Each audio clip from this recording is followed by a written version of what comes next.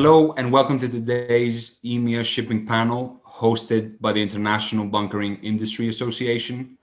My name is Anastasios Adamopoulos and I'm a news reporter with Lloyd's List. I'm very excited to be here today and speak with our esteemed guest today about the shipping market in the region and looking at what is to come ahead. So without further ado, I'm going to introduce our panel today. We have with us today Burak Akartaş, a member of the board of directors for the Turkish Chamber of Shipping and president of the Pacific Shipping Group.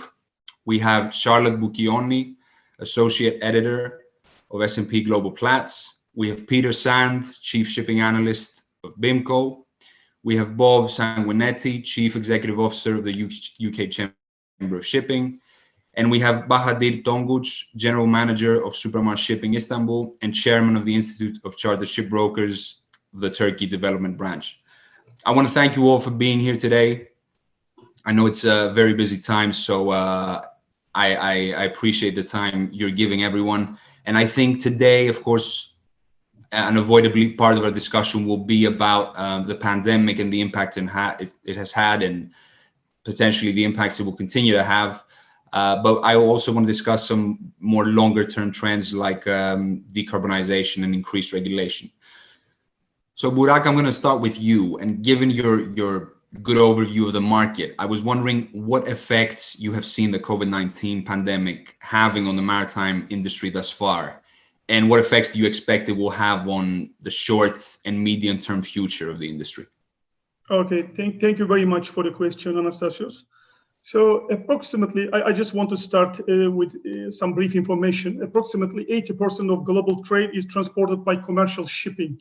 So maritime transportation is preferred in terms of land, air, and rail transportation due to its cost-effective and environmentally friendly. So the outbreak of the virus, which began in Wuhan, China, at the end of 2019, spread in a very short time and affected the whole world. So, since the World Health Organization declared the outbreak constitutes a public health emergency of international concern, the epidemic has affected all the sectors, and the maritime sectors has also had its share on this. In order to prevent a spread of the coronavirus, after the first shock wave, the governments, including our government, have taken some measures in every national and international field to improve the current situation. It's at least to barrier its progress, and many measures, prohibitions, restrictions have been introduced to the maritime sectors as well. So maritime-related international organizations have published many guidelines in the struggle against COVID-19. So the maritime industry is playing an essential role in the short-term emergency response of COVID-19. It's by facilitating the transport of vital commodities and the products, as you know. So despite the current difficult times, the majority of the ports have succeeded to stay open to cargo operations. Just for your information, in the first months of the pandemic, our ships were mostly trading to Spanish and Italian ports. So, and it was really their hard times. We didn't face any serious operational problems and everything went smoothly. Imagine, even in that days, in the beginning of this pandemic. Now it's much more under control, and the sea transport keeps going on with extra precautions. Thanks God, no interruptions so far, but okay, we don't know what's going to happen again because we see that it's growing up a little bit more. And IMF says that the global economy will shrink by 3% this year. So I even expect more. It's described the decline as the worst, the Great Depression. You know, in 1930s, there was a Great Depression, and it was more or less even the worst of all times, you know. So global stock markets experienced their worst crash of last, I think, 30, 40 years. So between April and June 2020, the International Labour Organization estimated that the equivalent of about 400 million full-time jobs were lost across the world, and income earned by the workers globally fell about 10%. So this, in the first 9 months of 2020, the total loss they are talking about is like $3.5 trillion, which is a huge amount. So, I mean, factors such as an increase in human population, raw materials needs for increasing demands, industrialization contributed in shipping industry, which is safer and environmental friendly and cost effective, and able to carry more cargoes in one go once you compare with the other modes of transportation. Shipping industry became prominent, especially during this COVID-19 outbreak. And it's less harm than the other modes of transportations once you compare. So anyway, the statistically, studies conducted by, for example, International Association of Port Harbors, it's just to identify global effects of COVID-19 as of, I think, April 2020. The statistics seems to be accurate for me, and it's to reveal the number of the ships calling to ports located at different regions of the world during 7 peaks period. Showed that the container market decreased by 45%. Bulk carrier, tanker, and general cargo ships decreased by 43%. And while the passenger ships dropped, they have been affected a lot, the passenger ships, the cruise market, like 75%. So the current crisis has its different effects in depending on the region. So given this fact, the Mediterranean basin has affected more. I'm talking about our region. In terms of number of port calls and once you compare with the rest of the world, we have been more affected. So while container ships call, along with the dry cargo ship, tanker, and general cargo ships, it's with the high figures, passenger traffic and cruise ship activities came to in a halt in Mediterranean region. And I would like to compare the first quarter of 2019 and 2020. In terms of volumes of containers handled in the ports, there is about a 12% decrease seen in the bulk cargo volumes. So other remarkable point could be observed is that the number of containers arriving at the ports, this is decreased considerably as well. So anyway, so none of has a clear idea with what's going on.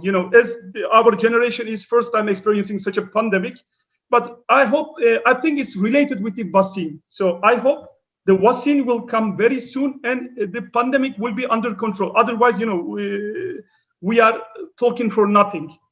I think once everything will be in order, once the vaccine is ready and it's ready for the public as well, then I'm expecting a good boom. So we should prepare ourselves for a big boom after everything will be smooth. So let's hope so. This is what we hope, Anastasios. Thank you very much for that good overview, Burak. And I think,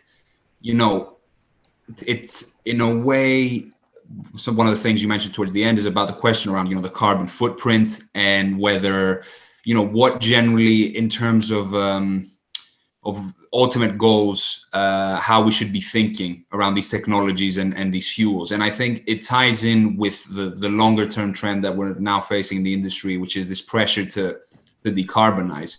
And Burak, I want to ask you, obviously, you see this from the commercial side too, but there is, generally speaking, pressure on the industry to decarbonize, perhaps faster than what was originally agreed a couple of years at the IMO. Would you expect governments in the next year in 2021 to listen to this, adhere to this kind of pressure and move forward the introduction of new emissions measures? I mean, how do you think of that? Because obviously it would affect your operations in a way. Yeah. Thank you, Anastasios. This is a bit technical question, but I would like to give you some, brief information that decarbonization targets some challenges for a range of stakeholders. Starting from ship owners to charterers, cargo owners, ship builders, whatever, designers and fuel suppliers. And reaching these targets will require application of technology that's currently under development. Nobody can know. So it's very new what we are talking about. We just know the name, but nobody knows details, what's inside. It's to mitigate and adapt the climate change, water shortage, like energy resources, etc. But as can be seen, the environmental concerns have been priority for the world in recent years. I think this is the main subject we should focus. The environmental concerns have been a priority. And because of this, state parties have a protocol, it's starting with GHG, it's like greenhouse gas emissions, with the aim of limiting global warming to below 2 centigrade degrees. This strategy also something its aims to reduce at least 50% of total greenhouse emissions from shipping by 2050.